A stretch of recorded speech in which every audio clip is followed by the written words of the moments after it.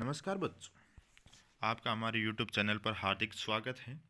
आज हम लेकर आए हैं कक्षा 4 और 5 की हिंदी की कार्य पुस्तिका है, उसका आकलन 14। आकलन 14 में हमारा पहला प्रश्न है, मित्र का पर्यायवाची है। मित्र का पर्यायवाची है दोस्त। दूसरा प्रश्न है, सूर्य का समानार्थी है। सूर्य को समानार्थी है तो सूर्य को हम दिनकर कहते हैं। दिन में निकलता है तो दिनकर। अगला प्रश्न है प्रश्न नंबर 3। वह गुड़ खाने लगा, वाक्य में सर्वनाम है। वह गुड़ खाने लगा तो वाक्य में सर्वनाम है वह, तो वह। प्रश्न नंबर 4 है, कविता अच्छी लड़की है, वाक्य में विशेषण शब्द कौन सा है? विशेषण है अच्छी।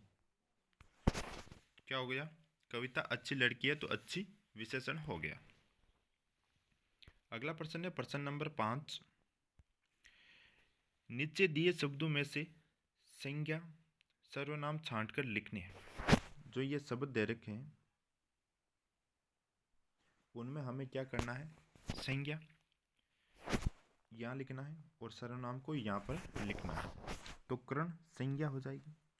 नमन, योगी, देवी, श्याम, गणेश, दूध, दीपेश, ये सारी संज्ञा शब्द हो जाएंगे। सर्वनाम मैं, वह, तुम, सब, ये सारा का सारा सर्वनाम शब्द हो जाएगा। अगला प्रश्न है प्रश्न नंबर 5। नीचे दिए गए शब्दों में से सही समानार्थक शब्द छांटकर उनके सामने लिखिए। जो नीचे शब्द दे रखे हैं फूल और पत्ता, उनके सही समानार्थी शब्द है, इनमें से छांटकर हमें इस खाली जगह में लिखने हैं। तो फूल का समानार्थी शब्द हो जाएगा सुमन, तो हम लिख देंगे सुमन। फूल का पर्यायवाची है सुमन। पत्ता, पत्ता को हम पात कहते हैं, तो पात यहाँ रिक्त स्थान में लिख देंगे। अगला प्रश्न है प्रश्न नंबर 6।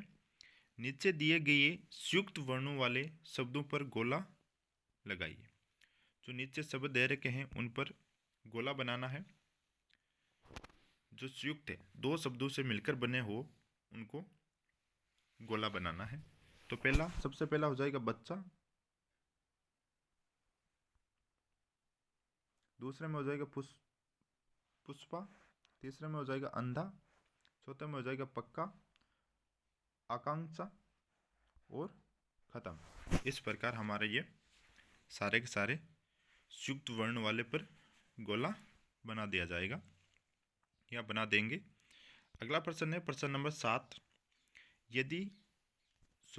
यह गाय है, इस वाक्य में विशेषण शब्द का प्रयोग करके वाक्य को दोबारा लिखिए।